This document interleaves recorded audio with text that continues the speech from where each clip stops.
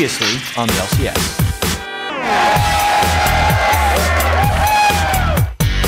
This is going to be a through the front door base race. Oh my God! He win the game by going in through the front door over 80 minutes.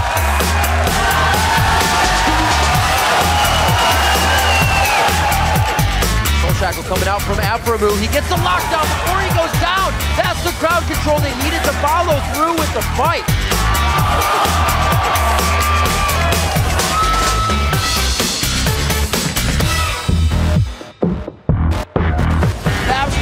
Perfectly played for their area of effect. Lemon Nation gets 100 health hook to keep himself alive as well.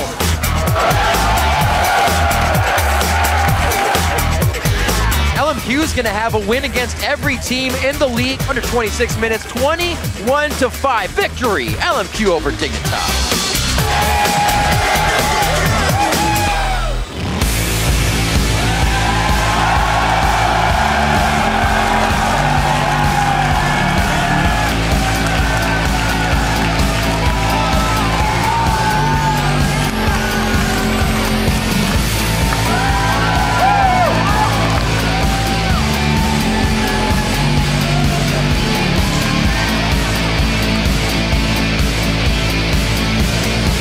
Welcome, one and all, to the North American LCS Summer Split. We're beaming out to you live from our studio home in Los Angeles with more league action. And if yesterday's any indication, viewers should expect the unexpected. Hello, I'm James Dash Patterson, and joining me at the analyst desk is Sam Kobe Hartman-Kensler and Mr. David Freak Turley. How you guys doing today? I got a Mr. in front of my name. That's awesome. Now I'm doing great. Way better than moving up in the world, Freak. Woo! I got a title. Of course, Riv and Jat will join us shortly to get us into our first match. But before that, let's start with the obvious.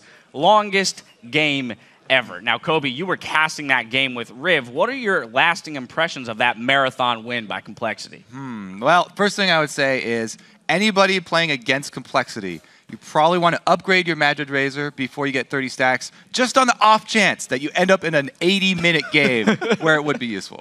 For me, I like that in the pregame, Robert X. Lee was telling Curse that it was either you guys win in 20 minutes or we win in 60.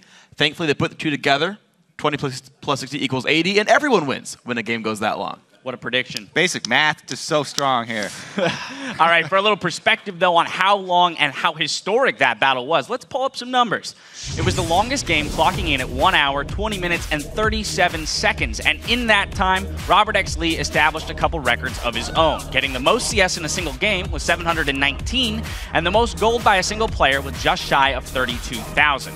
Now, Complexity as a whole raked in the most gold by a team with 129.5 thousand. However, not to be outdone, Quas broke his own record for most CS by a top laner with 691, and he did that without dying.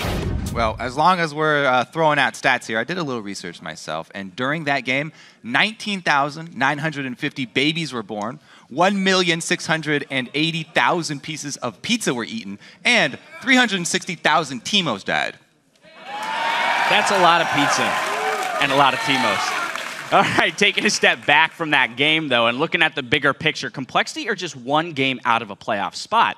Now, they've responded to the increased pressure of expectations, and if you don't take them out early, they're going to challenge you late. Yeah, this is the interesting thing about this team is they are 6-1 in games over 37 minutes long. That means they're 1-11 before that, to be fair, but this speaks to me that their in-game instincts are incredibly sound. You've got seasoned veterans like West Rice and probably in there who just sort of have played pro games that go this long. Scrims and pro games are actually very different, so it's hard to get exposure to games like this, and they just make the right choices like very late into the game. The thing that stands out to me, though, is they're not really trying to go late here. I mean, they had an early game team, and they played well early. I mean, they controlled all 4 of the early dragons, and they got a nice lead. But they're so scared of this Rengar-Ori combo that they weren't able to finish it out, and it just kind of went late. But they do have an impressive record late. Yeah, that's for sure. It's working out for them. Absolutely. Now, up at the top of the standings, we have CLG and LMQ. Both had convincing wins yesterday, and they're the only two teams that have beaten every other team in the league. Now, the big question is, are they there to stay?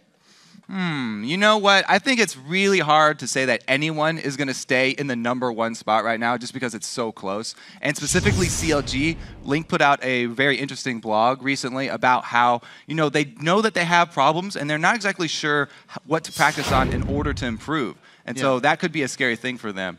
Yeah, it's the weird thing about this split of the LCS. You've got like 7 teams that could legitimately take first place. Like, Complexity has a really good chance of making the playoffs. Curse could very well take first place by the end of it all and get that first round bye.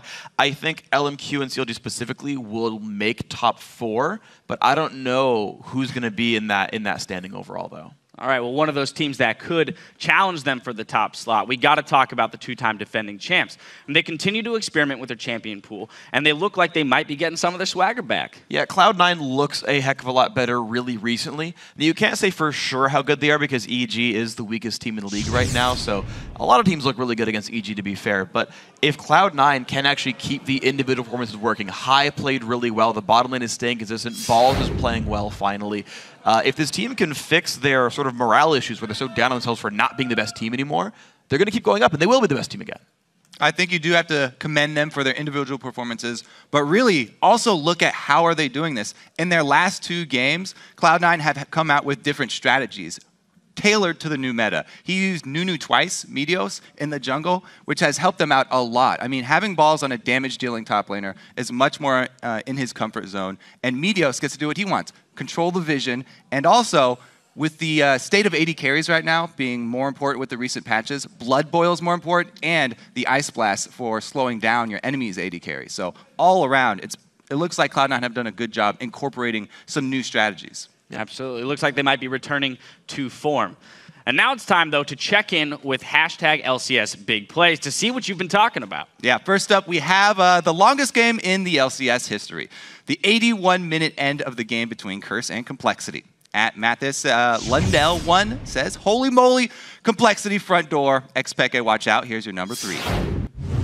Robert's going around the side. They're looking to end it. They could look to finish it. Nexus turret. Do you see Robert? They got a Nexus turret to end the game. This is going to be a through the front door base race. They are trying to get this down. Oh my God! Robert goes for the shots. He's got a black shield to stay alive. He still has no summoners, actually. A few more. They win the game by going in through the front door. What was really incredible about that was how close they actually came to losing that game. You saw the Nexus turn invulnerable from the inhibitor respawn that Westrice killed, and he was saying he didn't even know that he had to kill that to win the game. He's just like, I'm just going to hit an inhibitor because that's what I'm trained to do as a player. That was my, oh my God. Yeah. I remember it like it was yesterday.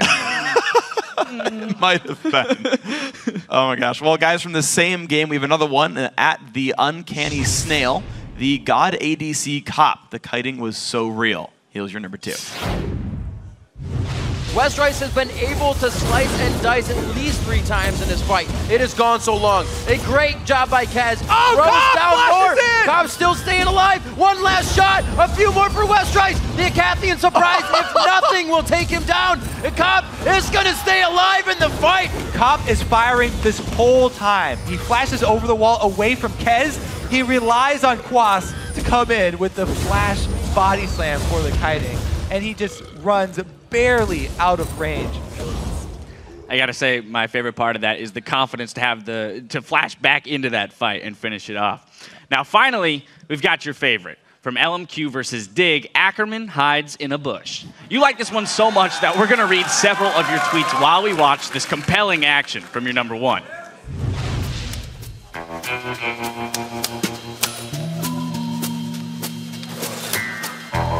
At Skiffington writes, that's going to have to be the tamest, yet most ingenious LCS big play this season for Ackerman. At Melt Othini says, the funniest thing I've ever seen in LCS, that top lane stealth Gragas. My day is made. At Puppets AMA says, LMQ's Ackerman is the most patient drunk man I've ever seen.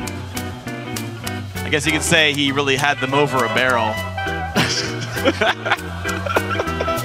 You could say he might have been there for a happy hour. Yeah. Oh my goodness. I can't. Okay, the second one I'll give you. I give you the second one. That's fine. All right. Well, don't be caught dozing yourselves, or you might miss more of those big moments in today's action. If you see something that leaves you speechless, though, share it with us at LOL Esports and use the hashtag LCS Big Plays. But if you're looking to rewatch the entire game and not just the highlights, head over to lolesports.com. And click on the VODs tab to find a completely redesigned hub that's easy to use and allows you to quickly find all your favorite matches from the year. And spoiler alert, you can get your replays with or without spoilers. Look at that. Anyway, turning to today's action, let's see how the table is set. In first, it's CLG and LMQ. And then in third, it's Cloud9, Dignitas, and TSM, followed by Curse in 6th and Complexity in 7th. And in 8th place, it's Evil Geniuses. We'll see which teams can make moves in our 4 games today, starting with Curse versus Evil Geniuses, followed by Dignitas facing off against Counterlogic Gaming. And after that, Cloud9 will take to the Rift to battle TSM, and we'll conclude our LCS day with Complexity versus LMQ. But stick around for a best-of-3 quarterfinal between Team 8 and Zenith Esports in our North American Challenger Series coverage. All right, then we want to jumpstart the conversation over on Twitter with our question of the day. We're asking you, which NALCS player do you like to see interviewed the most and why? Right, send your thoughts to @LO Esports and use the hashtag LCS so that we can find your answers and read them later in the show. All right, we're going to sneak away for a brief break, but when we return, it's on to the game, starting with Curse versus Evil Geniuses. Don't go anywhere.